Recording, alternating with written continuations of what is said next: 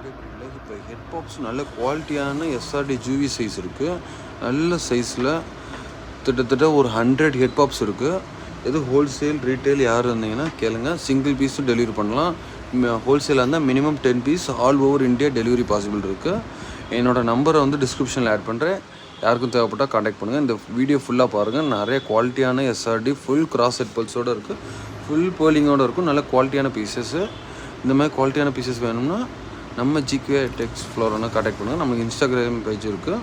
நிறைய stocks upload பண்ணுவோம் பாருங்கள். ப்ரீடிங் சைஸ் மேலும் இருக்குது. அது தேவைப்பட்டால் காண்டாக்ட் பண்ணுங்கள்.